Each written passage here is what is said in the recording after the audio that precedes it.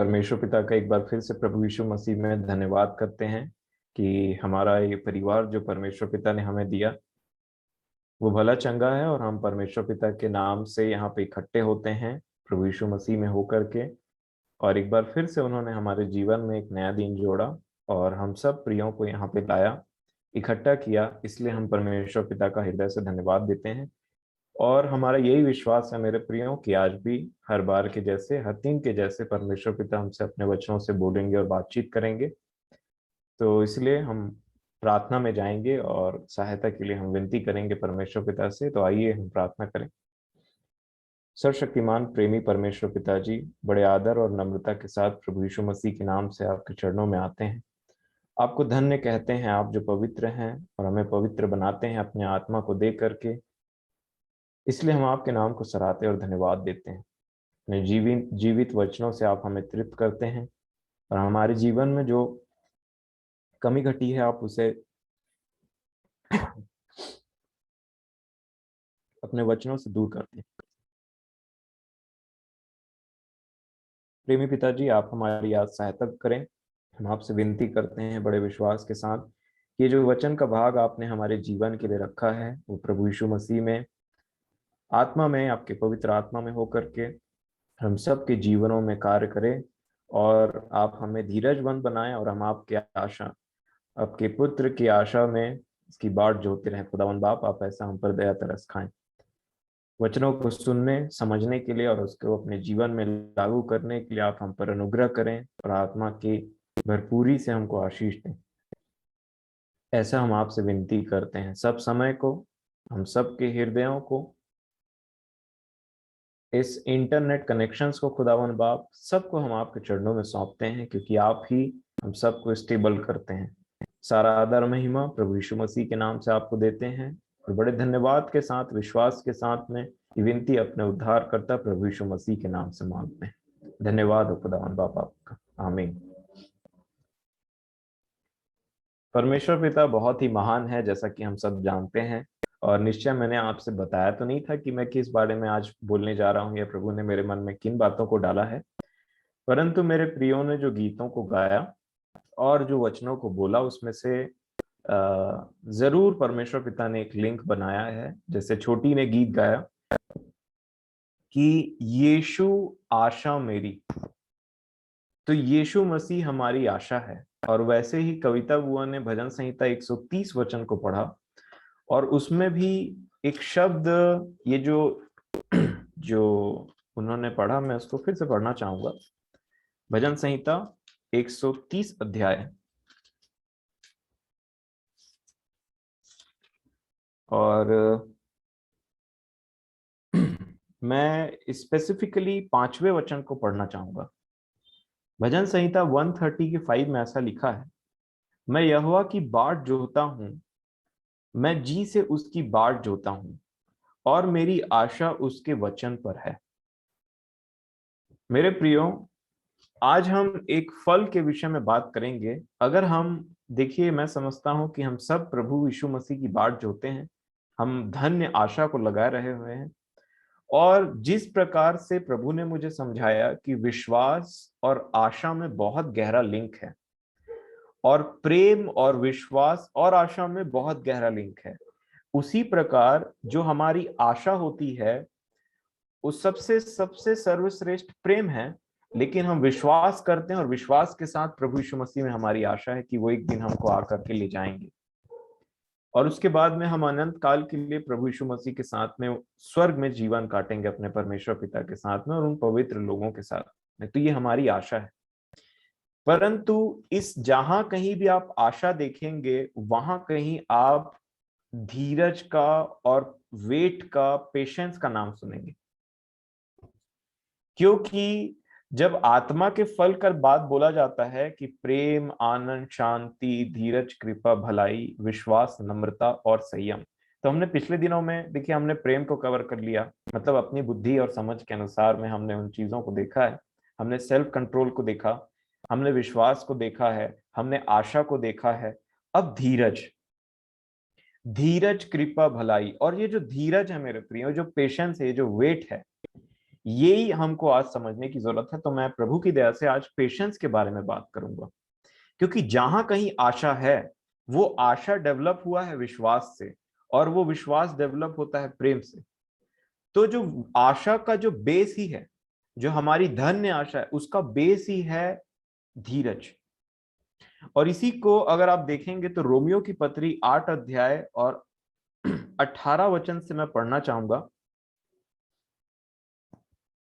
Romeo की पत्री 8 अध्याय 18 वचन में ऐसा लिखा है, क्योंकि मैं समझता हूं कि इस समय के दुख और क्लेश उस महिमा के सामने जो हम पर प्रकट होने वाली है कुछ भी नहीं। 19 वचन में लेखक पौलुस बोलते हैं, क्योंकि सृष्टि बड़ी आशा भरी दृष्टि, वो बोलते हैं कि ये सृष्टि बड़ी आशा भरी दृष्टि से परमेश्वर के पुत्रों के प्रकट होने की बाट जो रही है। आप देखिए, आशा का कनेक्शन वेट से है, और वेट पेशेंस से है, और पेशेंस शरीर के काम का फल नहीं है। कभी भी एक शारीरिक मनुष्य पेशेंस नहीं रख सकता, चाहे वो ट्रैफिक में हो, चाहे किसी भी जीवन के कोई परिस्थिति में हो, पेशेंस नहीं रख सकता एक शारीरिक मनुष्य। और वही पेशेंस नहीं रखने की वजह से कई कई बार गड़बड़ी हो जाती है। यहाँ पे लिखा है, सृष्टि आशा भरी दृष्टि से परमेश्वर के पुत्रों के प्रकट होने की बाट जो रही है। आशा के साथ में बाट जोने का और पेशेंस का बहुत बड़ा कनेक्शन है मेरे प्रिय। कई बार छोटे बच्चे बोलते हैं ना, मम्मी मेरे को भूख लगा है। मम्मी जैसे किचन में जाती है, खाना बनाना स्टार्ट करती, तो बोलते हैं मेरे को भूख लगा है, दे दो। उसमें कुकर में डाल करके उसको इतना टाइम तक रखने का क्या जरूरत है मम्मी, आप उसको डालो और 2 मिनट में कुछ कर दो और वापस से मेरे को खाना दे दो। परंतु एक माँ जानती है, मैच्योर होने के चलते, कि खाना इतना जल्दी नहीं बनता है। अगर खाना चाहिए तो विश्वास होना चाहिए कि कुकर में खाना डालें तो खाना ही बन करके निकलेगा। और उस विश्वास और उस आशा को रखने के लिए मैं समझता हूं कि पेशेंस रखना बहुत जरूरी है। अगर उसको पेशेंस नहीं रखा जाए और जल्दी आगे करने की कोशिश किया जाए तो गड़बड़ी हो सकती है। मुझे भी याद आता है जब मैं छोटा था, तो आप लोग जानते हैं, अभी तो वैसा शायद आइसक्रीम नहीं जमाते हैं, परंतु एक पहले आइसक्रीम मिक्स आता था, है ना। आइसक्रीम मिक्स आने के बाद में उसको वो दूध में और शक्कर डाल करके कुछ कुछ मिला करके उसको जो फ्रीजर के अंदर में जो ट्रे होता है बर्फ जमाने वाला, उसमें डाल डाल करके बड़े पेशेंटली उसको रखा जाता था। उसी प्रकार मेरी मम्मी भी आइसक्रीम जमाती थी। ये वचन मैं पढ़ रहा था तो मेरे को वो चीज याद आया, और मम्मी को मैं बहुत जिद किया कि मम्मी आप आइसक्रीम जमाओ, आइसक्रीम जमाओ। तो मम्मी बोली ठीक है, परंतु तेरे को वेट करना पड़ेगा। मैं बोला ठीक है, वेट कर लेंगे, उसमें क्या। और उसके बाद में जब मम्मी ने सब प्रिपरेशन किया और उसको डाल दिया, वो ट्रे होता है उसमें डाल दिया, और बराबर से ट्रे में बड़े ध्यान से मैं सब प्रोसीजर को ध्यान से देख रहा था, क्योंकि मेरी आशा थी आइसक्रीम, मेरे को चाहिए था आइसक्रीम। और जब वो ट्रे में मम्मी ने पूरे चीज को फिल कर दिया, और वो मिक्स को, वो जो मिक्स बना के मिक्सचर को बना करके जब उन्होंने बड़े ही आराम से फ्रिज के अंदर में रखा, तो मैंने देखा कि अब तो इसमें से आइसक्रीम निकलेगा करके। वो मेरी आशा और मेरा विश्वास था, परंतु जो उसमें एक मेन चीज था वो मैंने मिस कर दिया, और वो था धीरज। मैं पेशेंस नहीं रख पाया। और मम्मी ने कहा था कि इसको छूना नहीं अभी, ये जमेगा नहीं, नहीं तो कुछ मतलब नहीं होगा। मैं बोला ठीक है। परंतु मैं अपनी समझ और अपनी बुद्धि और एक छोटे से बच्चे के पेशेंस के अकॉर्डिंग जस्ट 10 मिनट के बाद में चेक करने के लिए गया कि आइसक्रीम जमा है कि नहीं। मेरी हाइट इतना भी नहीं थी उतना टाइम कि मैं ठीक से वो जो फ्रीजर का लेवल होता है उसको देख सकूं कि उसमें दिख जाए कि आइसक्रीम जमा है कि नहीं। तो मैंने बार बार 10 मिनट में एक बार मम्मी ने डांटा, बोला कि अभी इतना जल्दी नहीं जमेगा, मैं तेरे को बोल रही थी कि इसमें टाइम लगे। मैं बोला ठीक है। मम्मी जैसे कुछ काम में बिजी हो गई, 12वां मिनट, 13वां मिनट, 15 मिनट, और उसके बाद में एक समय ऐसे आया कि मेरे इम्पेशेंट होने की वजह से वो जो ट्रे था, मैंने उसको पकड़ करके सोचा अब तो जम गया होगा, और जैसे मैंने उसको निकाला वो पूरा मेरे ऊपर गिर गया। सब प्रोसीजर में सही था मेरे प्रिय, और वो एक टाइम में आइसक्रीम बन भी जाता, लेकिन उसको जल्दी पाने के चलते में जो एक बहुत ही की पॉइंट था वो है पेशेंस, वो था धीरज, उसको मैंने मिस कर दिया। उसके वजह से जितना भी मैंने मेहनत किया अभी तक, या मम्मी ने मेहनत किया, और जितना भी मैं उस चीज को देखते आ रहा था, वो फल जो है वो मुझे नहीं मिल पाया। इसी प्रकार ये पेशेंस जो चीज है बहुत बार बाइबल में आया है और बहुत जरूरी चीज है अगर हम किसी चीज की आशा लगा करके रखें। इसी वचन में, इसी अध्याय में अगर आप 24 को देखेंगे तो वो फिर पौलुस यहाँ पे लिखते हैं, रोमियो 8 के 24 लिखा है, इस आशा के द्वारा हमारा उद्धार हुआ है, परंतु जिस वस्तु की आशा की जाती है जब वह देखने में आए तो फिर आशा कहाँ रही। जो चीज तुम देख सकते हो उसकी आशा रखते हो तो वो आशा नहीं रही, वो तो देखी हुई चीज है। 25 में ऐसा लिखा है, परंतु जिस वस्तु को हम नहीं देखते यदि उसकी आशा रखते हैं तो धीरज से उसकी बाट जोते भी हैं। जो चीज दिखाई नहीं देता है लेकिन उसकी हम आशा रखते हैं, उसकी बड़े धीरज से पेशेंटली हम उसकी बाट जोते हैं। और इसी चीज को, यही बाट जोना या फिर वेट करना या फिर पेशेंस दिखाना, या और इन सब चीजों के बारे में देखेंगे मेरे प्रियो, क्योंकि गलातियों की पुस्तक में जब वहां पे पौलुस आत्मा के फल का वर्णन कर रहे थे तो प्रेम में उन्होंने धीरज को भी इंक्लूड किया। मैं इस वचन को आपको पढ़ाने के लिए जरूर इसको दिखाना चाहूंगा और इसके इंपॉर्टेंस को हम देखेंगे और प्रभु ही सब बातों को अपने आत्मा के द्वारा रिलेट करेंगे, मेरा ऐसा विश्वास। गलातियों की पुस्तक 5 अध्याय 22 वचन आप जानते हैं, इसलिए मैं इसको पढ़ देता हूं। पर आत्मा का फल प्रेम, आनंद, शांति, धीरज। धीरज और धीरज बोलने से यही है पेशेंस, और यही धीरज की आवश्यकता होती है, क्योंकि हम अपने जीवन को देखेंगे तो कई बार हम पाते हैं, या फिर मैं बोलना चाहूंगा कि कई बार मैं पाता हूं कि कई बार बहुत सारे चीजों में मैं इम्पेशेंट हो जाता हूं और अपने समझ का सहारा लेकर के मैं सोचता हूं कि ये अब हो जाएगा, ये तब हो जाएगा, और वो टाइम में वो चीज अगर नहीं हो पाता है तो मैं समझता हूं कि जो परमेश्वर की गति है और जो परमेश्वर पिता जिस समय पर मुझे वो चीज देना चाहते हैं या वो चीज होना है मेरे जीवन में, मेरे लाइफ में, तो मैं समझता हूं कि वो परमेश्वर पिता का ठहराया हुआ समय है। और उस समय को अगर मैं जल्दीबाजी करूंगा तो बहुत बड़ी गड़बड़ हो सकती है। और इसी के विषय में मैंने फिर से इसको रिलेट करना चाहा है ताकि हमारा पूरा ध्यान धीरज के ऊपर में हो जाए। और ये जब बोलते हैं फ्रूट ऑफ द स्पिरिट, आत्मा का फल, है ना, आत्मा का फल प्रेम के अंदर में धीरज एक बात है, उसको बोलते हैं।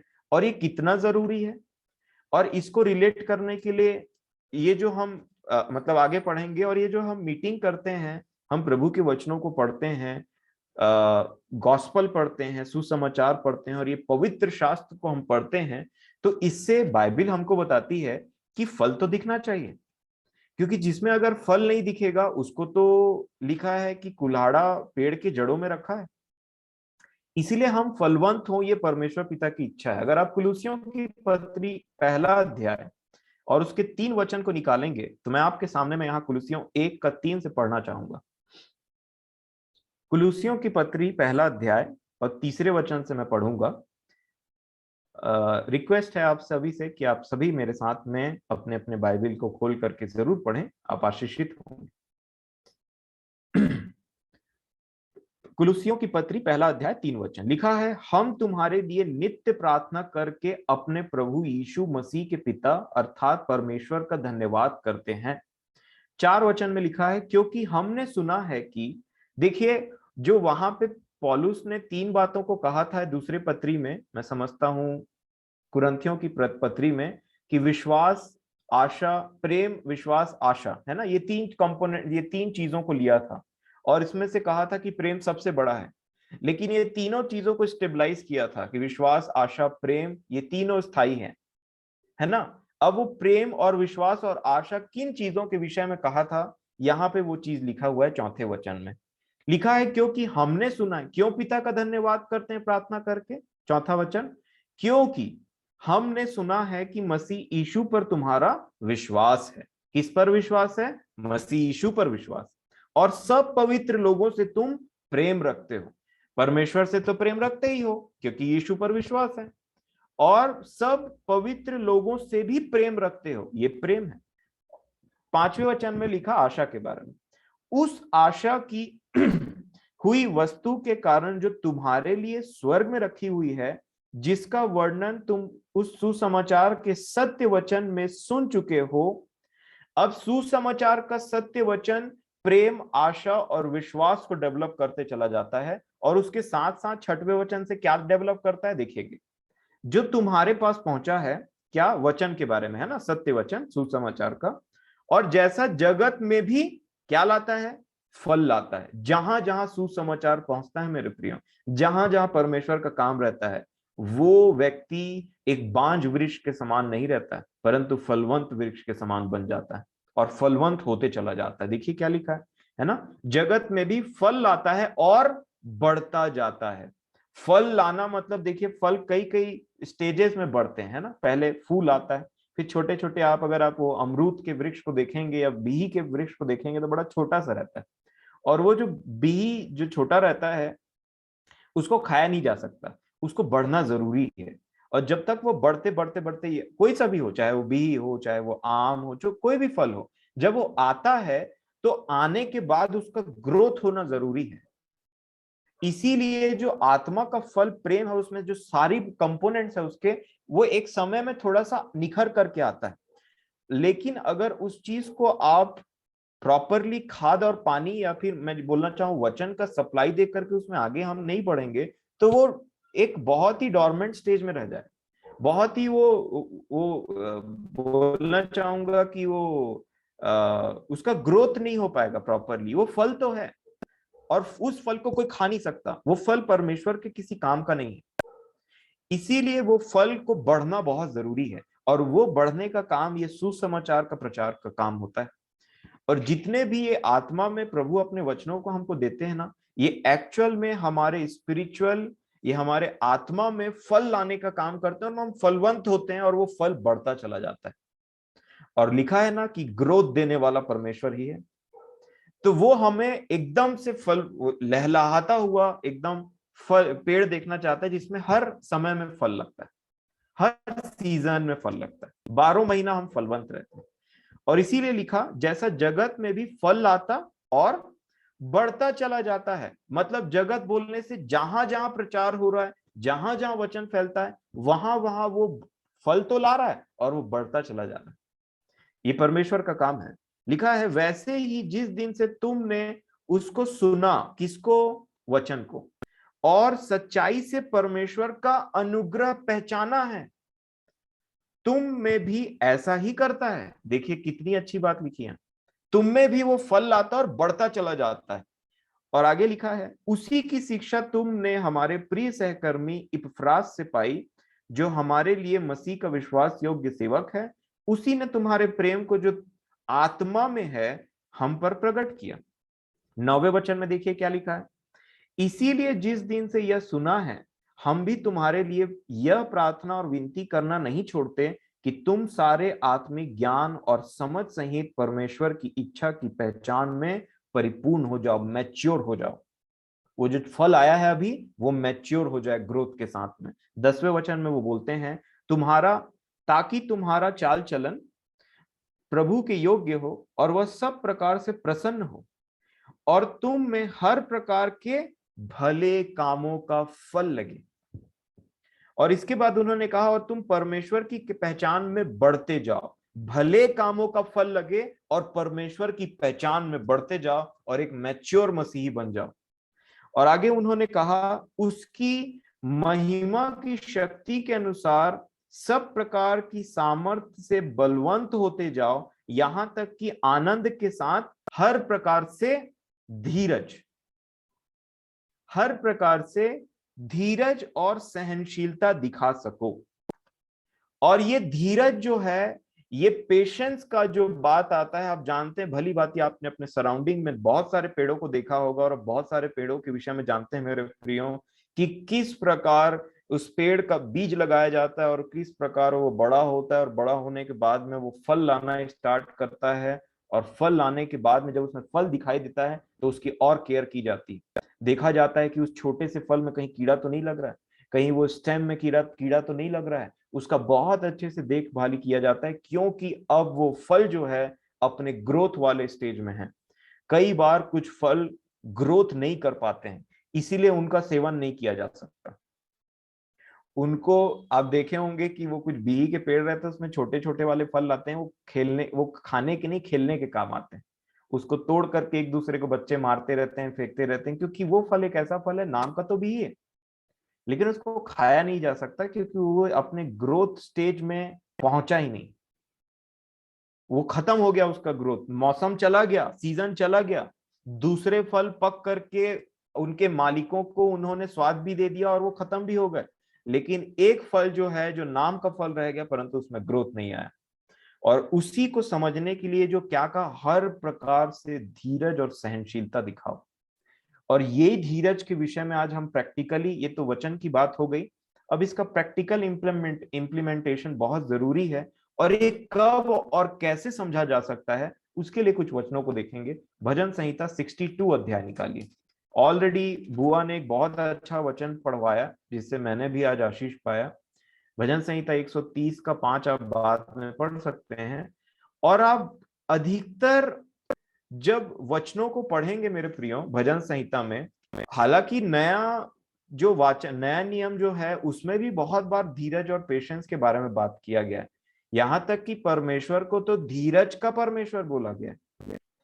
उसी प्रकार हमको एक बात समझना चाहिए कि धीरज बहुत ही जरूरी है हमारे जीवन में, ताकि वो जो आशा है वो आशा बहुत स्ट्रांग हो, और आशा के चलते विश्वास स्ट्रांग हो, और विश्वास के चलते प्रेम स्ट्रांग हो। और इसीलिए अगर आप कई कई जगह में, मैं आपको एग्जांपल देता हूं कि कितना ज्यादा यहाँ पे है। भजन संहिता आप 25 निकाल लीजिए पहले। भजन संहिता 25 उसका 3 वचन देखेंगे।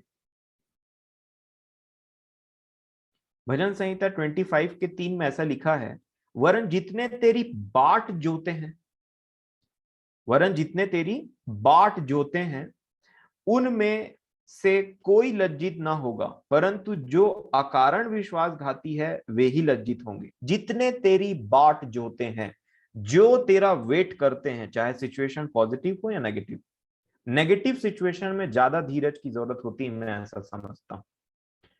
और जितने तेरी बाट जोते हैं, हबक्कुक क्या बोलते हैं, पहले वो इम्पेशेंट थे, परंतु जैसे ही परमेश्वर पिता का वचन उनके पास में आया, अंतिम अंतिम में वो क्या बोलते हैं, मैं धीरज से परमेश्वर की बाट जोऊंगा और उसमें आनंदित रहूंगा। विलाप गीत 3:25 में ऐसा लिखा हुआ है, जितने परमेश्वर की बाट जोते हैं उनके लिए वो भला है, उनके लिए वो भला है। अगर आप एक हाथ यहां भजन संहिता में रख करके विलाप गीत निकाल सकते हैं 3:25, तो बहुत अच्छी बात होगी। विलाप गीत 3 अध्याय और उसका 25 वचन ऐसा लिखा है, जो यहोवा की बाट जोते और उसके पास जाते हैं उनके लिए यहोवा भला है। बाट जोते हैं जो, उनके लिए भला है, ऐसे स्पेसिफिकली मेंशन किया है ना। अब आप वापस भजन संहिता में आ जाइए और 37 अध्याय, हालांकि बहुत सारे वचन हैं, बट जो जो मुझे यहाँ पे दिखाई दिया मैं उन्हीं को पढ़ लेता हूं, क्योंकि हम अपने टॉपिक में जा सकें। फिर भजन संहिता 37 के 7 में 37 के 7 में ऐसा लिखा है भजन संहिता, यहोवा के सामने चुपचाप रहे और धीरज से उसकी प्रतीक्षा कर। धीरज से उसकी प्रतीक्षा कर, ये बहुत इंपॉर्टेंट चीज है। उस मनुष्य के कारण न कुढ़ जिसके काम सफल होते हैं और वह बुरी युक्तियों को निकालता है। पेशेंटली एंड्योर, एंड्योर करना है ना, धीरज से बाट जोना। यीशु मसीह ने एक दृष्टांत दिया, उसे मुझे प्रभु याद दिलाते हैं। वो कहते हैं कि दो लोगों ने एक खेत में बीज बोया, अच्छे बीज बोया, और अच्छे बीज के साथ में दुश्मन ने आके रात में बुरे बीज बोई। और बुरा बीज भी वही खेती को पाता है जो अच्छा बीज पा रहा, और अच्छा बीज भी पा रहा है, बुरा बीज तो और ज्यादा एकदम से बढ़ता है जल्दी से, है ना। उसको ज्यादा न्यूट्रिएंट्स की जरूरत नहीं रहती, और गलती से न्यूट्रिएंट मिल जाए तब तो और जंगली के समान में बढ़ जाता है एकदम से। और उसी समय धीरज धरना रहता है, क्योंकि मालिक जानता है कि बुरे बुरे कौन से हैं और अच्छे कौन से हैं। और इसीलिए जो अच्छे बीज हैं उनको बुरों को देख करके कभी नहीं कूड़ना चाहिए, क्योंकि एक समय आएगा जो मालिक बोलता है कि मैं खेत की कटनी करूंगा और बुरे और अच्छे को मैं पहचानता हूं, अच्छों को मैं अपनी खत्ते में डालूंगा और बुरों को तो मैं आग में झोंक दूंगा। तो किसी बात की टेंशन लेने की जरूरत नहीं है, बस पेशेंस की जरूरत है कि वो समय कब आएगा जब उसका सच्चा न्याय प्रकट होगा मेरे प्रिय। इसी प्रकार 37 आपने निकाला है तो इसके 34 वचन को देखिए, 37 के 34।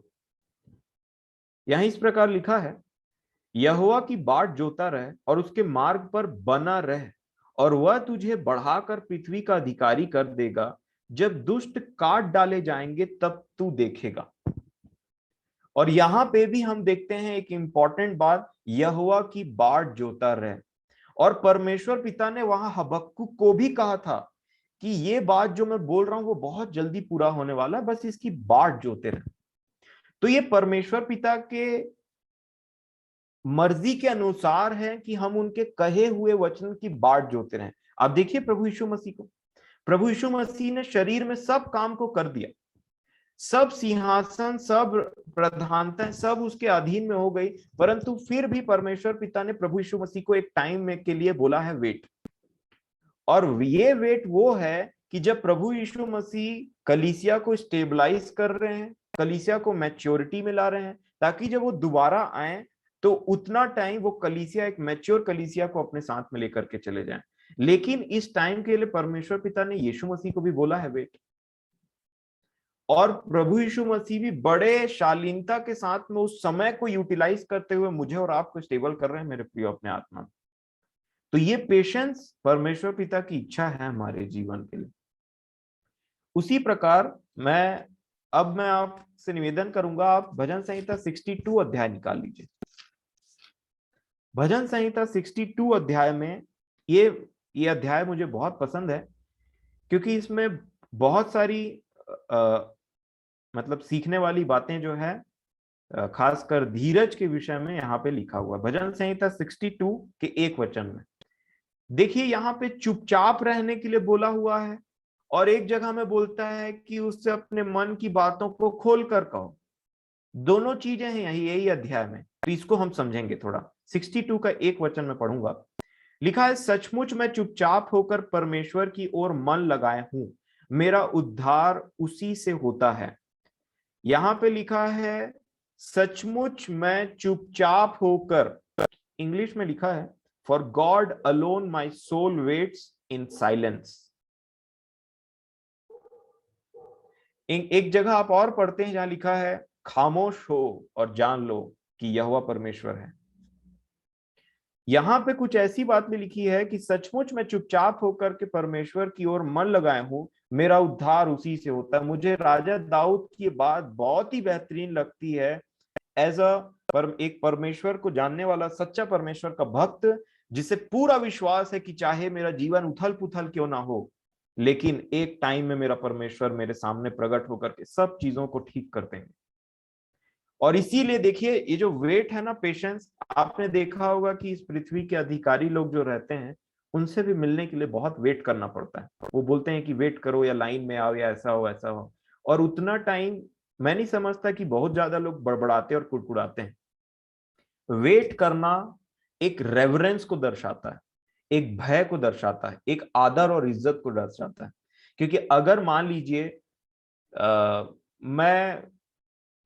मैं एक नॉर्मल असिस्टेंट प्रोफेसर हूं अपने कॉलेज में, और मेरे प्रिंसिपल सर बोलते हैं कि मिस्टर रुपेश को बुलाइए, बाहर में बैठे हुए। अब मैं बोलूंगा कि मैं मोबाइल चला रहा हूं, सर को वेट करने के लिए बोलूं, और मेरे प्रिंसिपल सर ऐसे बोलते हैं, ठीक है, उन्होंने क्या कहा कि उनको बुलाओ, और मैं बोलता हूं कि उनको बोलो वेट करने, मैं मोबाइल चला रहा हूं अभी, तो ये बहुत ही डिसरिस्पेक्टफुल बात होगी। और ऐसा अगर वो सुनेंगे तो बहुत ज्यादा भड़क जाएंगे। इसी प्रकार ये जो पेशेंस है, ये जो वेट वाली बात है, मैं समझता हूं एक रेवरेंस को, एक बहुत ही मैं बोलता हूं कि उस इज्जत को दर्शाता है जो हम प्रकट करते हैं दूसरे का वेट करके। और सोचिए, अगर मनुष्यों के लिए ऐसा वेट किया जा सकता है, मनुष्यों के बातों के लिए, संसार की पृथ्वी की बातों के लिए हम बहुत सारी चीजों के लिए वेट करते हैं, तो सोचिए परमेश्वर पिता जब वेट करने के लिए बोलते हैं तो हमें कितने आदर और इज्जत और बड़े ही नम्रता और धन्यवाद के साथ में उस चीज का वेट करना चाहिए, और हम करते भी हैं प्रभु यीशु मसीह के दूसरे आगमन का। और बहुत सारी, ये सिर्फ प्रभु यीशु मसीह के दूसरे आगमन का वेट करना नहीं है मेरे प्रियो, वो तो प्राइमरी चीज है, सबसे महत्वपूर्ण चीज है। परंतु जब हम धीरज को सीखते हैं तो हमारे जीवन के हर एक परिस्थितियों में वो जो धीरज नाम का फल है ना, वो जो धीरज नाम का जो अच्छा सा फल है, वो हमारे जीवन में लगता है, क्योंकि हमें आदत है धीरज धरने का। और इसी प्रकार ये व्यक्ति बोलते हैं, सचमुच मैं चुपचाप होकर परमेश्वर की ओर मन लगाया हूं, मेरा उद्धार उसी से होता है। सचमुच वही मेरी चट्टान और मेरा उद्धार है, वह मेरा गढ़ है, मैं अधिक न डिगूंगा। और जब वहां पे वो बोलते हैं कि वो मेरा चट्टान है, वो मेरा दृढ़ गढ़ है, मैं नहीं डिगूंगा, परंतु मैं चुपचाप होकर के साइलेंटली, चुपचाप बोलने से ना मैं अपने मन में कुड़कुड़ाऊंगा, न अपने विरोधियों के लिए बात करूंगा, परंतु परमेश्वर से प्रार्थना करके मैं सारी चीजों को परमेश्वर पिता के हाथ में सौंप दूंगा, क्योंकि वो मेरी चट्टान है। और ये बात उन्होंने किस रेफरेंस में किया था? आगे लिखा है तीसरे वचन में, तुम, मतलब अपने विरोधियों से वो बोलते हैं, तुम कब तक एक पुरुष पर धावा करते रहोगे कि सब मिलकर उसका घात करो? वह तो झुकी हुई या गिरते हुए बाड़े के समान है। सचमुच वे उसको उसके ऊंचे पद से गिराने की सम्मति करते हैं। वे झूठ से प्रसन्न रहते हैं, मुंह से तो वे आशीर्वाद देते, पर मन में कोसते हैं। मेरा पर्सनली ऐसा मानना है, ये बातें प्रभु यीशु मसीह के लिए लिखी हुई। और आगे लिखा है 5 वचन में, हे मेरे मन, परमेश्वर के सामने चुपचाप रह, क्योंकि मेरी आशा उसी से। अब देखिए, चुपचाप रहना मतलब वेट करना, और फिर ये आशा से कनेक्टेड है। हमने कई जगहों में इन चीजों को देखा है ना, चुपचाप रह, परमेश्वर के सामने चुपचाप रह, है ना, क्योंकि मेरी आशा उसी से है। तो ये कब चुपचाप रहना है? जब शत्रु या परिस्थिति या जीवन में ऐसे कार्य हमारे जीवन में चलते रहते हैं कि हमको बिल्कुल विपरीत परिस्थितियां हैं, उस समय उस परिस्थिति के लिए चुपचाप रहना है और परमेश्वर से आशा लगाए रहना है। जरूर अच्छा होता है। इतनी सुंदर गवाही दी कविता बुआ ने, वो एक लेडी के लिए, उनकी जो प्रेयर पार्टनर है, कि उन्होंने अपना भरोसा परमेश्वर पिता पे रखा। और देखिए कितनी महान बात है कि उन्होंने कहा कि जो रिक्वायरमेंट था, वो छत से वो 2 रुपए का नोट गिरना और वो पूरा रोटी बना रहना किचन में, उन्होंने क्या किया? उन्होंने अपना ट्रस्ट अपने परमेश्वर पिता पर रखा, आशा अपने परमेश्वर पिता पे लगा के रखा। और बिल्कुल भी मैं समझता हूं उन्होंने वो जो कुड़कुड़ाने वाला काम है कि मैं ऐसा कैसे, वैसा वैसे, ये वो, मैं तो, ये सारी बातों को छोड़ करके उस विषय में चुपचाप रह करके उन्होंने आशा रखा।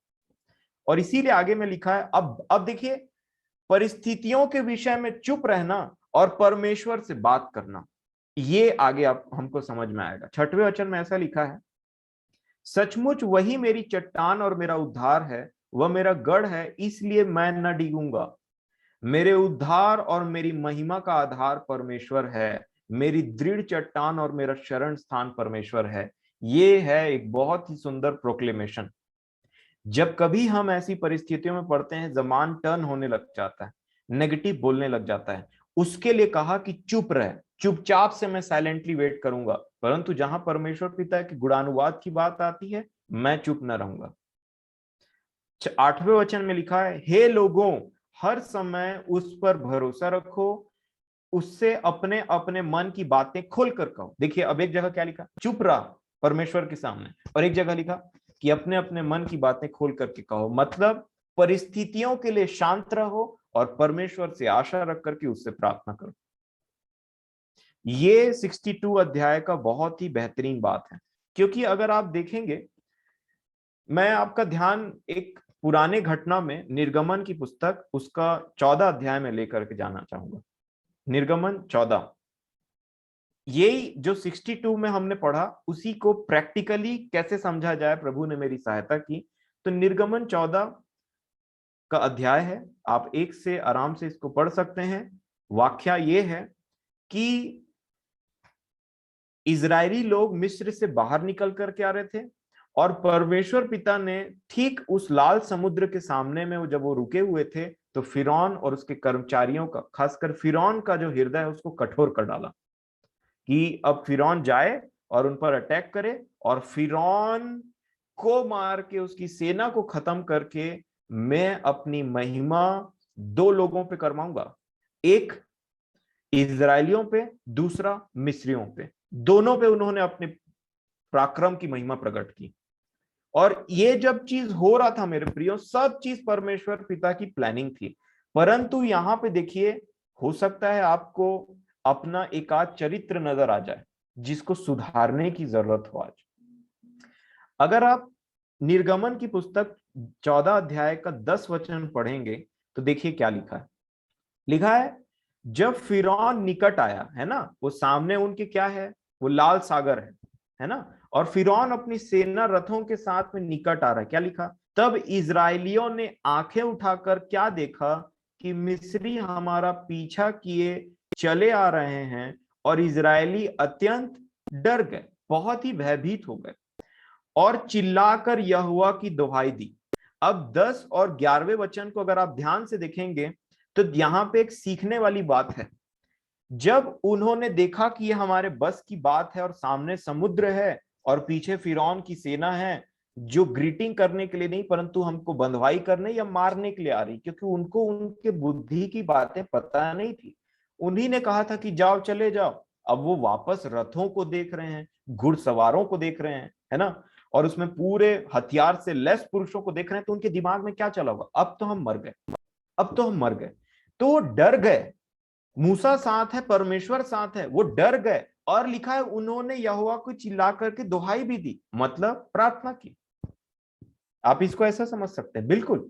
और जब उन्होंने प्रार्थना किया, और जब वो प्रार्थना कर चुके हैं, लेकिन उस प्रार्थना को करने के बाद में उनके जो शब्द हैं 11वां वचन में, वो मेरी समझ से बाहर। उन्होंने 10वें वचन के आखिरी में तो ऐसा लिखा है कि चिल्लाकर यहोवा की दुहाई दी, लेकिन 11वें वचन में लिखा और वो मूसा से कहने लगे, क्या मिस्र में कब्रें ना थी? तो इनका जो प्रार्थना है और प्रार्थना करने के बाद में जो बोलचाल है वो एक दूसरे से मैच नहीं हो रहा। चिल्ला करके यहोवा की दुहाई दी कि हे परमेश्वर हमें बचा ले, हम नाश हो जाते हैं, या फिर जो भी उन्होंने कहा होगा उतना टाइम। और जब उन्होंने परमेश्वर से प्रार्थना कर लिया तो वो प्रार्थना का कोई मतलब नहीं हुआ, मैं ऐसा समझता हूं। क्योंकि जस्ट उसके नेक्स्ट स्टेप उन्होंने क्या लिखा, क्या किया, मूसा से वो कुड़कुड़ाने और झगड़ने लगे। और बातों को देखिए 11वां वचन में लिखा है, और वे मूसा से कहने लगे, क्या मिस्र में कब्रें न थी जो तू हमको वहां से मरने के लिए जंगल में ले आया है? फिर वो बोलते हैं, तूने हमसे यह क्या किया कि हमको मिस्र से निकाला है? यहां पे जब मैं देख रहा था तो मुझे एक बात समझ में आई कि मैं अपने आप को सिचुएशन में रखने लगा कि अगर मैं वहां पे रहता और मैं छुटकारा पा करके आया हूं और पीछे मिस्र की सेना आ रही है, मूसा जो परमेश्वर के लीडर हैं, उनको रिप्रेजेंट करते हैं, वो साथ में है, और मैंने प्रार्थना भी कर लिया, और प्रार्थना करने के बाद में रथ का स्पीड कम नहीं हुआ। प्रार्थना करने के बाद में जो रथ जो स्पीड से आ रही थी वो कम नहीं हुआ, और ना ही उसके घुड़सवार कम हुए, और ना ही जितने घोड़े और जितने सब लोग आ रहे थे वो कम हुए। तो ऐसे समय में हमारे जीवन में आज के डेट में अगर इसको मैं प्रैक्टिकल बोलना चाहूं तो इसका कैसा रिलेशन है। मान लीजिए आपके जीवन में एक बहुत बड़ी समस्या है, या नाना प्रकार की समस्याओं से आप जूझ रहे हैं, आपने प्रार्थना कर लिया, और प्रार्थना करने के बाद में उसका रिजल्ट आपको तुरंत दिखाई नहीं दिया, और आपके मन में डाउट आने लगा कि मेरी प्रार्थना सुनी नहीं जा रही शायद, या वो किसी भी क्षेत्र के लिए हो, किसी भी क्षेत्र के लिए आपने प्रार्थना किया हो, किसी भी कार्य के लिए आपने प्रार्थना किया हो, उसका जो आंसर है वो तुरंत निकल करके नहीं आ रहा है। लेकिन सिर्फ मुझे और आपको लगता है कि हमने प्रार्थना किया है, तो आंसर कहाँ है? और वो आंसर के आने, और एक मान लीजिए परमेश्वर पिता की मर्जी है कि वो आंसर 5 दिन के बाद आए, और हमको लगता है कि आज मैंने प्रार्थना किया, शाम तक तो ठीक हो जाना चाहिए था, शाम तक तो हो जाना चाहिए था, ऐसा हो जाना चाहिए था, वैसा हो जाना। फिर मान लीजिए हमने 1 दिन वेट कर लिया, 2 दिन वेट कर लिया, 3 दिन वेट कर लिया, तो आप देखिए मेरे प्रियो, इतना में हमारा जो मन की स्थिरता है ना वो डगमगाने लग जाती है। परंतु जिसको विश्वास का पिता बोला जाता है शारीरिक रूप में, अगर आप उसकी ओर निगाहें लगाएंगे, क्योंकि हम अब्राहम की संतान कहलाते हैं, तो उन्होंने 25 साल वेट किया था संतान के लिए। और 25 साल में ये तीन कंपोनेंट अब्राहम के साथ में थे, तीन चीज अब्राहम के साथ में थे: परमेश्वर का प्रेम, परमेश्वर पिता के ऊपर में विश्वास, और परमेश्वर पिता के ऊपर में आशा कि उसने कहा है वो देगा, उसने कहा है वो उसको पूरा करेंगे। और इन सब चीजों के बीच में उनको धीरज की आवश्यकता पड़ी कि कहे हुए को अपने जीवन में देखने के लिए धीरज की आवश्यकता। यहां पे क्या हुआ, परमेश्वर पिता सब कंट्रोल में है और उनको पता है कि आगे वो मूसा के द्वारा में वो समुद्र को दो भाग करने वाले हैं। परंतु जब इजरायलियों ने प्रार्थना कर लिया, तब उन्होंने धीरज नहीं धरा वहां पे, और उनको लगा अब तो हम नाश हो जाएंगे, मतलब विश्वास भी नहीं था, आशा भी चले गई थी। और तब उन्होंने प्रार्थना करने के बाद तुरंत नेगेटिव बात बोलना स्टार्ट कर दी। मरने के लिए लेकर के आए हो क्या तुम हमें? कब्रें नहीं थी मिस्र में जो हम यहाँ पे मरे? ऐसी ऐसी बातों को बोल। हम भी जब कभी प्रार्थना करते हैं तो देखिए, प्रार्थना एक ऐसा चीज है, मैं समझता हूं, जिसको मैंने अपने जीवन में व्यक्तिगत रूप से पाया है, कि अगर एक व्यक्ति परमेश्वर से बात करके उठ जाए ना प्रार्थना में, तो उसके सामने में कितना भी बड़ी चीज है ना, वो उसको हंसते हंसते उसे पार हो सकता है। ये मसीही जीवन का एक बेहतरीन, मतलब एक बेहतरीन बात है, एक बहुत ही, क्योंकि वो जब हम अपने प्रॉब्लम्स को परमेश्वर पिता के सामने में रखते हैं बड़े आशा और विश्वास के साथ, वो हमको रिटर्न में शांति देते हैं, ऐसी शांति जो सारे समझ से परे है। और ऐसी शांति को ही पा करके प्रभु के जो सच्चे दास है ना, वो उनका गुणानुवाद और धन्यवाद करने लगते हैं। स्थिति परिस्थिति बदली नहीं अभी तक, लेकिन धन्यवाद करते रहते हैं। अगर आप ध्यान से देखेंगे तो मूसा को भी नहीं पता था कि आगे क्या होने वाला है। मूसा को ये तो बिल्कुल भी आइडिया नहीं था कि समुद्र दो भाग होगा, लेकिन उनके शब्द इनके शब्दों से बहुत ही अलग थे, क्योंकि उनका विश्वास और धीरज परमेश्वर पे था। मैं टोटल जो फोकस है उसको धीरज पे रखना चाहूंगा, और हम आगे देखें 12वां वचन में, क्या हम तुझसे मिस्र में यही बात न कहते रहे कि हमें रहने दे कि हम मिस्रियों की सेवा करें? अब देखिए उनका ध्यान कहां जा रहा है, परमेश्वर पिता को तुच्छ जान रहे हैं। हमारे लिए जंगल में मरने की अपेक्षा मिस्रियों की सेवा करना अच्छा था। मूसा ने लोगों से कहा, डरो मत, बिल्कुल मत डरो। आगे क्या लिखा, खड़े खड़े वह उद्धार का काम देखो जो यहोवा आज तुम्हारे लिए करेगा, क्योंकि जिन मिस्रियों को तुम आज देखते हो उनको फिर कभी ना देखो। और इसके बाद में क्या हुआ, 14 वचन में बोलते हैं, यहोवा आप ही तुम्हारे लिए लड़ेगा, इसलिए तुम चुपचाप रहो। तब यहोवा ने मूसा से कहा, तू क्यों मेरी दुहाई दे रहा है? मतलब मूसा को भी नहीं पता था कि आगे का प्लान क्या है। अगर पता होता तो छड़ी आगे सामने निकाल करके ऐसे करके रास्ता बना करके निकल ना जाते वो। परंतु मूसा को कोई आइडिया नहीं है मेरे प्रिय, उसको बोलते हैं ब्लाइंड फेथ, इसको बोलते हैं चट्टान पे ऐसे टिक जाना, क्योंकि पता है कि चट्टान हमारे वेट को बहुत अच्छे तरीके से संभाल सकता है और वही रास्ता निकालेगा। और ये बेहतरीन विश्वास और धीरज का एक प्रमाण है मूसा। और उन्होंने बोला, देखिए, इजरायलियों को बोल डाला परमेश्वर पिता के लिए, परंतु प्लान तो उनको भी नहीं पता था कि क्या होगा आगे। और तब परमेश्वर पिता ने अपने प्लान को मूसा पे प्रकट किया, इजरायलियों को नहीं बात किया, क्योंकि इजरायली के जो शब्द थे वो प्रार्थना से मैच नहीं हो रहे थे। और सीखने वाली बात क्या है मेरे प्रियो, अगर आपने प्रार्थना किया और आज हम इस बात को अपने जीवन में इंप्लीमेंट करें, और मैं समझता हूं अगर ऐसा नहीं तो हम इससे मन फिराएं, बहुत जरूरी है कि परमेश्वर पिता हमने आपसे प्रार्थना कर दिया, अब हम इसमें आप हमें धीरज दें कि हम जब तक प्रार्थना का उत्तर नहीं आता है ना, हम इसमें धीरजवंत रहें,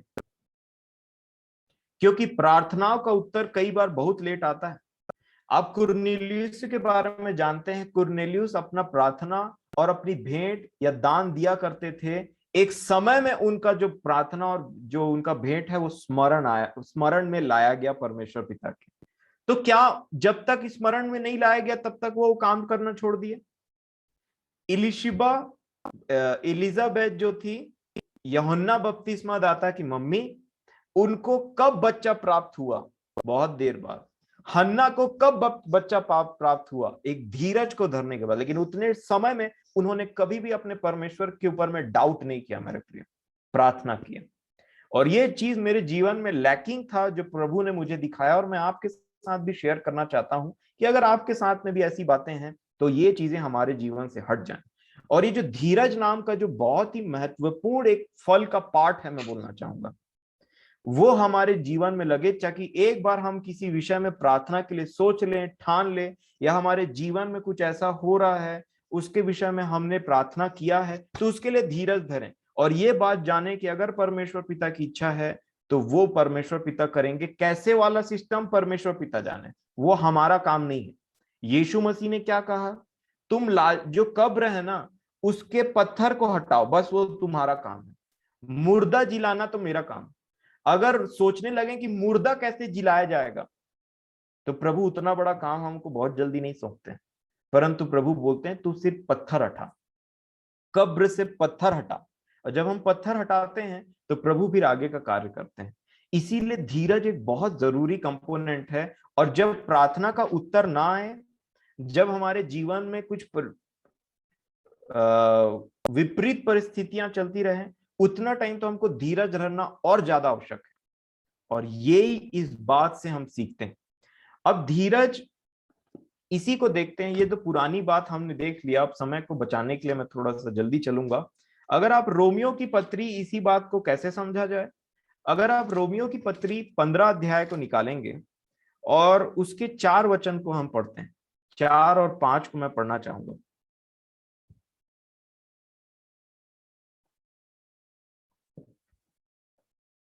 रोमियो 15 अध्याय उसके 4 वचन में ऐसी बात लिखी है, जितनी बातें पहले से लिखी गई वे हमारी ही शिक्षा के लिए लिखी गई हैं। ठीक है, तो अभी जो हमने पढ़ा वो पहले की बात है ना।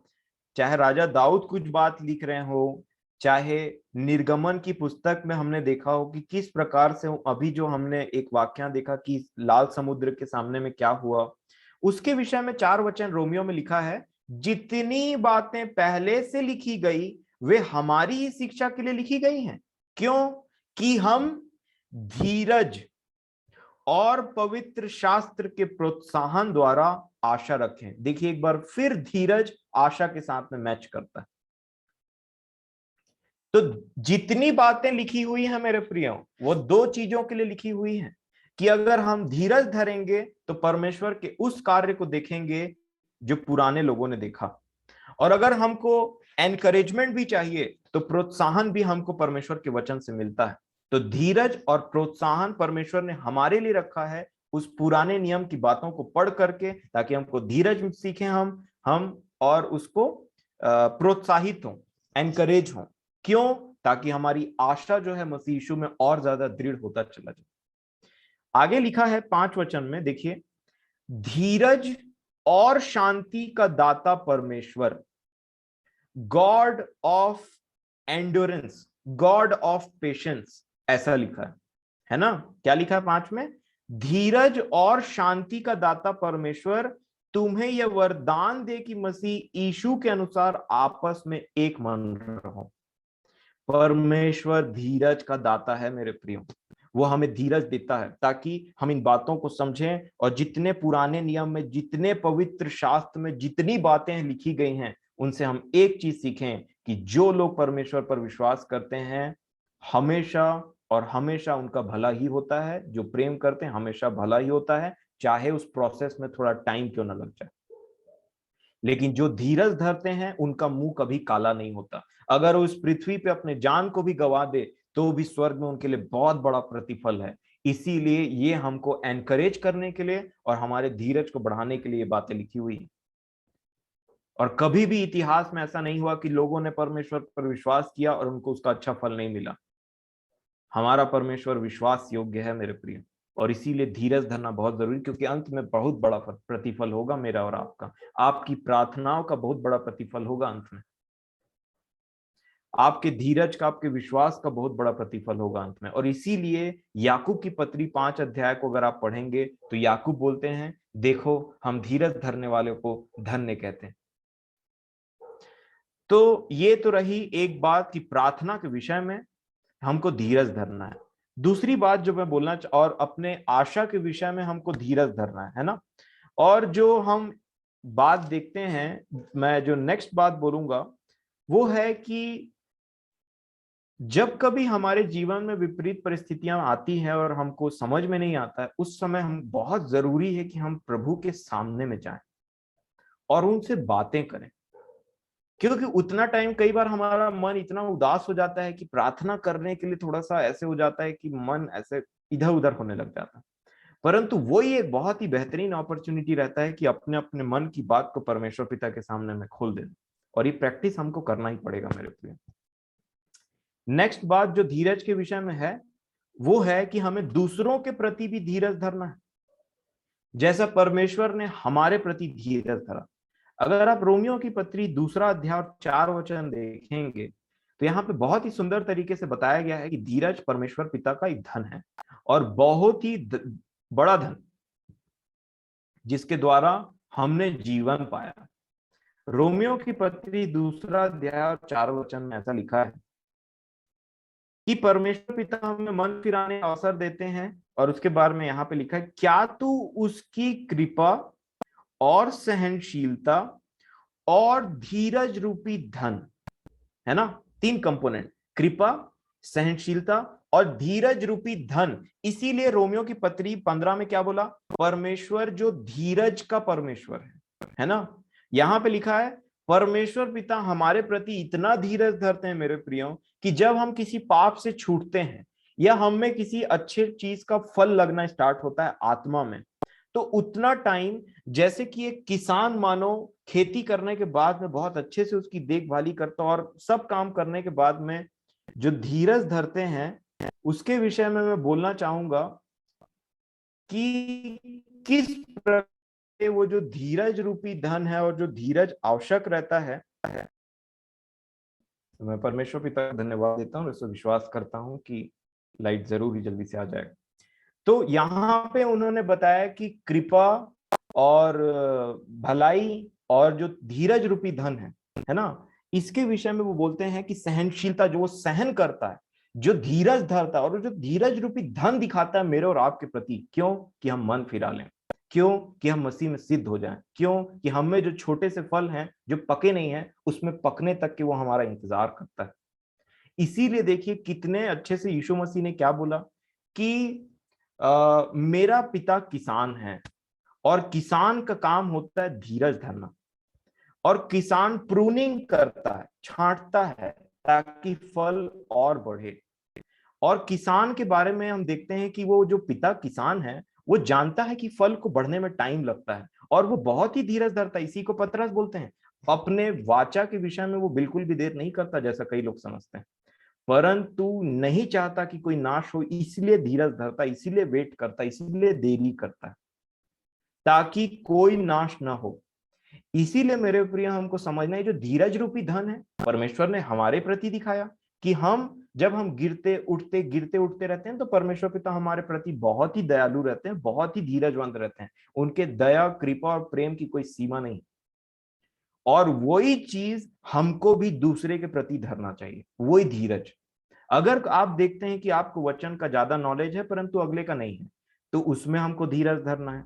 अगर आप अपने परिवार में, चाहे वो हस्बैंड हो, चाहे वाइफ हो, चाहे बच्चे हो, चाहे कोई भी हो, अगर हमको लगता है कि इनका जीवन परमेश्वर के वचन के अनुसार नहीं है, तो हमको उनके प्रति भी धीरज धरना है, क्योंकि परमेश्वर पिता ने हमारे प्रति धीरज धरा। और इसीलिए हमको, जब तक हम धीरज को अपना हार, गले का हार बना लेंगे, मैं बोलना चाहूंगा अपने आत्मा में एक फल बना लेंगे, तो जरूर हम हर बातों के लिए धीरज धरेंगे और कभी भी नेगेटिव बात नहीं बोलेंगे किसी विषय में, और हमेशा बोलेंगे कि परमेश्वर ने चाहा तो जरूर उनको स्टेबल करेगा, और स्टेबल करने के बाद में जरूर उनको अपने काम में भी लेकर के आएंगे। तब हमको एक धीरज हमारे मन में आता है। तो ये धीरज एक ऐसा धीरज है जो हमको अपने परिवार वालों के प्रति धरना है, जो हमको अपने कलीग्स के लिए धरना चाहिए, जो हमको अपने कलीसिया वालों के लिए धरना चाहिए। जैसे कि एक गवाही, मैं तो बहुत धन्यवाद देता हूँ कविता बुआ का, जो उन्होंने इतने सारे गवाही दिए, और वही गवाहियों को जो आप सुन चुके हैं, उन्हीं गवाहियों के विषय में मैं बोलना चाहूंगा।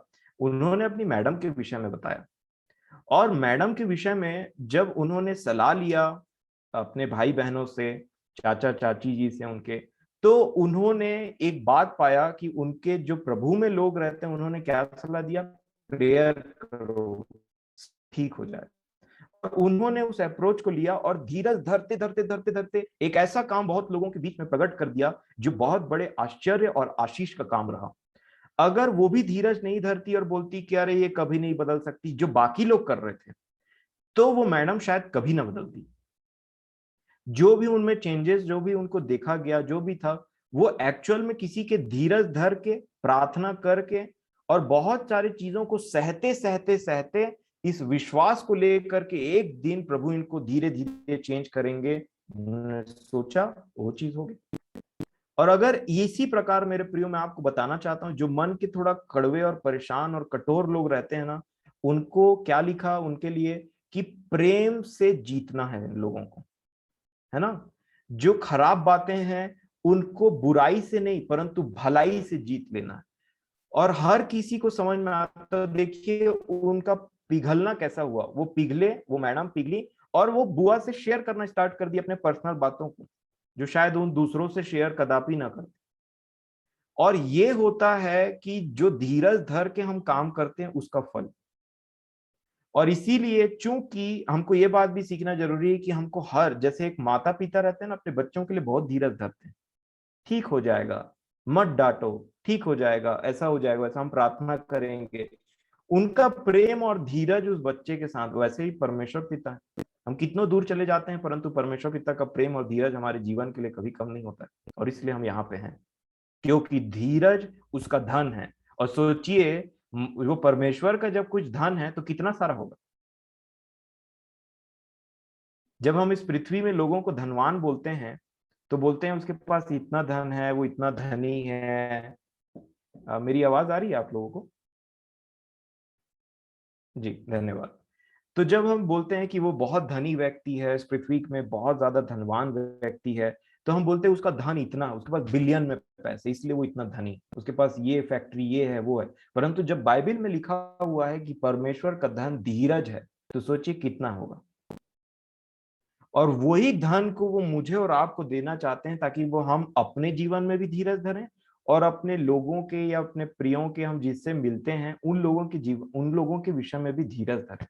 और तभी हम उस उन्नति को देख पाएंगे जो हम चाहते हैं अपने जीवन में भी और अपने परिवार वाले या कलीसिया वाले या फैमिली, मतलब नेबरहुड में, कहीं पे भी उस धीरज को धरना बहुत आवश्यक है। और चूंकि परमेश्वर पिता एक किसान के विषय में लिखा है कि प्रभु यीशु मसीह ने स्वयं कहा कि मेरा पिता किसान है, तो किसान के विषय में मैं इसको लिंक करते हुए याकूब की पत्री 5 अध्याय से आपको पढ़वाना चाहूँ। याकूब 5 अध्याय आप निकालिए। याकूब 5 और उसके 7 वचन से। एक बार फिर से धीरज के विषय में प्रभु ने मेरी सहायता की कि इन वचनों को पढ़ूं और आशीषित हूं, तो मैं आपके साथ में बांटूंगा। याकूब 5 अध्याय 7 वचन में ऐसा लिखा हुआ है, इसलिए हे भाइयों, प्रभु के आगमन तक धीरज धरो। प्रभु के आगमन की क्या होती है? आशा। लेकिन आगमन तक क्या करो? धीरज धरो का। आगे लिखा है, देखो किसान पृथ्वी की बहुमूल्य फसल की आशा रखता हुआ प्रथम और अंतिम वर्षा होने तक धीरज धरता है। क्या फिर से एक बार धीरज और आशा का कनेक्शन देख सकते हैं? यहां पे लिखा किसान के बारे में, और किसान के विषय में यहां पे मैं फिर से पढ़ना चाहूंगा 8 वचन, 7 वचन, किसान वाला पार्ट। किसान पृथ्वी की बहुमूल्य फसल, मैं और आप फसल है, की आशा रखता हुआ प्रथम और अंतिम वर्षा होने तक धीरज धरता है ना। किसान ने मेरे प्रियो खाद कोड़ दिया, मतलब जमीन कोड़ दिया, खाद डाल दिया, बीज लगा दिया, सब चीज कर दिया, परंतु किसान को आशा रखना पड़ता है। और आशा के लिए उसको धीरज रखना पड़ता है। ऐसे नहीं कि आज काम किया और काम करने के तुरंत अगले 10 दिन के बाद में सोचा कि फसल क्यों नहीं उग रहा है। उस छोटे से ग्रोथ में ही किसान खुश रहता है। और इसीलिए यीशु मसीह ने भी जब वचन के बारे में बात किया और ग्रोथ के बारे में बात किया, तो वो 30% की भी बात किया उन्होंने। यीशु मसीह को पता है कि कई बार 30% आता है और 30 से स्टार्ट होता है, 10 से भी स्टार्ट हो सकता है, तो मैं 30 बोलूं क्योंकि प्रभु यीशु मसीह ने 30 बोला। 30%, 7 गुना, 70, 80, 90 ऐसे करते करते 100 तक भी उन्होंने बात किया। लेकिन ग्रोथ के विषय में किसान बहुत अच्छे तरीके से जानता है और किसान उतावली नहीं करता। और प्रभु यीशु मसीह ने क्या कहा, मेरा पिता किसान है। और यहाँ पे लिखा हुआ है, किसान पृथ्वी की बहुमूल्य फसल की आशा रखता हुआ प्रथम और अंतिम वर्षा होने तक धीरज धरता है। तुम भी धीरज धरो और अपने हृदय को दृढ़ करो, क्योंकि प्रभु का आगमन निकट है। हे भाइयों, एक दूसरे पर दोष न लगाओ, ताकि तुम दोषी न ठहरो। देखो, हाकिम द्वार पर खड़ा है, जज।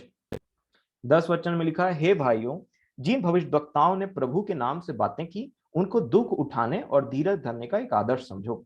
देखो, हम धीरज धरने वालों को धन्य कहते हैं। धन्य है वे जो धीरज धरते हैं और इस बात में प्रभु की आशा लगाए रखते हैं और धीरज धरते हैं। आगे क्या लिखा है, अय्यूब।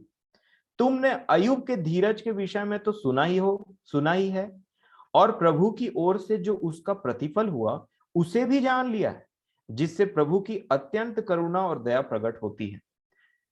अय्यूब के विषय में जो धीरज की बात है उसके विषय कि किस प्रकार अय्यूब ने धीरज धरा, और धीरज धरने के बाद जो अंत में परमेश्वर पिता का जो आगमन हुआ, किस प्रकार सारे डाउट क्लियर हो गए और जो सिंगल था वो डबल हो गया। जितना भी अय्यूब के पास में पहले था वो डबल हो गया।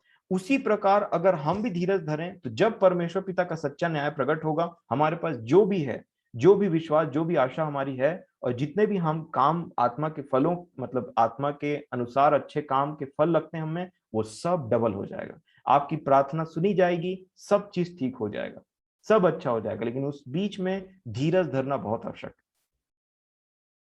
इसी प्रकार एक आखिरी बात को मैं बोलना चाहूंगा, फिर एंड करूंगा, और वो है प्रकाशित वाक्य की पुस्तक। प्रकाशित वाक्य की पुस्तक में जब प्रभु यीशु मसीह ने फिलाडेल्फिया की कलीसिया को एक बात लिखा, तो यहाँ पे उन्होंने एक बात को प्रकाशित की। प्रकाशित वाक्य की पुस्तक 3 अध्याय और 8 वचन से मैं पढ़ना चाहूंगा, फिलाडेल्फिया की कलीसिया के बारे में लिखा हुआ। प्रकाशित वाक्य के 3 अध्याय 8 वचन। प्रभु यीशु मसीह बोलते हैं, मैं तेरे कामों को जानता हूं। देख, मैंने तेरे सामने एक द्वार खोल रखा है जिसे कोई बंद नहीं कर सकता। तेरी सामर्थ थोड़ी सी तो है, सामर्थ कितनी है, थोड़ी सी तो है, पर सराहना हो रही है। फिर भी तूने मेरे वचन का पालन किया है और मेरे नाम का इनकार नहीं किया। देख, मैं शैतान और उन शैतान मैं क्षमा चाहूंगा। देख, मैं शैतान के उन सभा वालों को तेरे वश में कर दूंगा जो यहूदी बन बैठे हैं पर है नहीं, वरन झूठ बोलते हैं। देख, मैं ऐसा करूंगा कि वे आकर तेरे पैरों पर गिरेंगे और यह जान लेंगे कि मैंने तुझसे प्रेम रखा है। अब इसके जस्ट 10वें वचन को देखिए, एक ऐसा वचन जो धीरज वचन होता है। 10वें वचन में क्या लिखा है, यही है मेरा पॉइंट जिसको मैं बोलना चाह रहा था। यीशु मसीह बोलते हैं, तूने मेरे धीरज के वचन को थामा है। किसके वचन को मेरे प्रियो, धीरज के वचन को। मतलब प्रभु यीशु मसीह ने इस कलीसिया को क्या बोल के रखा था, इनके प्रार्थना के उत्तर के रूप में, तुम धीरज धरना, मेरे धीरज के वचन को थामे रहना। शैतान के जो यहूदी हैं, इनके सामना, मतलब इनके सामने में तुम खड़े रहना, विश्वास रखना, मैं तुम्हारे साथ में हूं। ये धीरज का वचन को दिया था। अगर यहाँ पे प्रभु यीशु मसीह 10वें वचन में बोलते हैं, तूने मेरे धीरज के वचन को थामे रहा है, तो धीरज का वचन प्रभु को देना भी तो पड़ेगा। तो प्रभु ने धीरज का वचन इनको दिया था कि तुम धीरज धरना, और इन्होंने सब विपरीत परिस्थितियों में थोड़ी सी सामर्थ होने के बावजूद में भी धीरज धरा। और उसी धीरज की सराहना करते हुए हम बोलते हैं ना, किसके बारे में वचन बोला है, किसके विषय में आज का वचन है, आज के टॉपिक का बात क्या होगा, आज के टॉपिक का शीर्षक क्या होगा, मतलब आज के जो विषय है उसका शीर्षक क्या दिया जाए। तो प्रभु ने फिलाडेल्फिया की कलीसिया को शीर्षक दिया था और बात कहा था, वो था धीरज के वचन को थामे रह। इसीलिए जब वो 10वें वचन में बोलते हैं, तूने मेरे धीरज के वचन को थामा है ना, थामा है, इसलिए मैं भी तुझे परीक्षा के उस समय बचा रखूंगा जो पृथ्वी पर रहने वालों के परखने के लिए सारे संसार पर आने वाला है। अब सोचिए, सारे संसार में जो पृथ्वी के रहने वालों के परखने के लिए, टेस्टिंग के लिए आया, उससे तो फिलिप्पिया की कलीसिया पहले से ही सिक्योर्ड था, क्योंकि प्रभु ने कहा। तो देखिए कितना बड़ा प्रतिफल हुआ धीरज का यहाँ पे। इसी को हमें समझना है मेरे प्रियो, कि धीरज कभी भी वेस्ट नहीं जाता, और वह धीरज जो हम परमेश्वर पिता में प्रभु यीशु मसीह के नाम से रखते हैं। और इसीलिए कई प्रार्थनाओं का उत्तर यही होता है कि धीरज धरो, वेट करो, और उस वेट करने के दौरान विश्वास तो बिल्कुल मत खोना। और इसीलिए यहाँ पे मैं आपको एनकरेज करना चाहूंगा फिर से, जिस विषय में, चाहे वो किसी बात को छोड़ने की बात हो, किसी वचन को समझने की बात हो, किसी बीमारी के लिए प्रार्थना की बात हो, सब विषयों में हमको प्रभु यीशु मसीह पर विश्वास करते हुए धीरज धर के आशा रखना है। और जब हम ऐसा करते हैं तो हमारे लिए प्रभु यीशु मसीह की तरफ से प्रोत्साहन होती, वो एनकरेजमेंट भी होता है, साथ ही साथ हमको अच्छा बोला जाता है ना, हमारी तारीफ होती, जैसे फिलाडेल्फिया की कलीसिया की हुई। तो सब बातों में हम परमेश्वर पिता का धन्यवाद देते हैं प्रभु यीशु मसीह के नाम से। और यही वो बातें हैं मेरे प्रियो जो हमको धीरज धरने के विषय में रखना है ना, क्योंकि हर बात में, जैसे हम देख रहे थे कि प्रार्थना का उत्तर कई बार थोड़ा विलंब से भी आता, और वो विलंब हमको लगता है, लेकिन एक्चुअल में वो परमेश्वर पिता के मर्जी के अकॉर्डिंग है। कई बार परमेश्वर पिता हमको सिखाते हैं कि धीरज कैसे धरना है। जितना हम परमेश्वर से प्रेम करेंगे उतना इन बातों को समझेंगे, और मुंह नहीं फुलाएंगे परमेश्वर पिता से कि मेरे प्रार्थना का उत्तर क्यों नहीं आया, ऐसा क्यों नहीं हुआ, वैसा क्यों नहीं, अगर परमेश्वर है तो ऐसा। ये सब बातें तो बहुत तुच्छ हैं और बहुत मतलब मैं समझता हूँ कि छोड़ने वाली बात है, और हमको बहुत पहले छोड़ देना चाहिए। परंतु फिर भी मैं आज आपको फिर से एक बार एनकरेज करना चाहता हूं कि धीरज धरने में भलाई है। और कई बार प्रभु यीशु मसीह स्वयं हमको प्रार्थना को उत्तर में बोलते हैं कि धीरज धरो, और जब हम धीरज धरते हैं,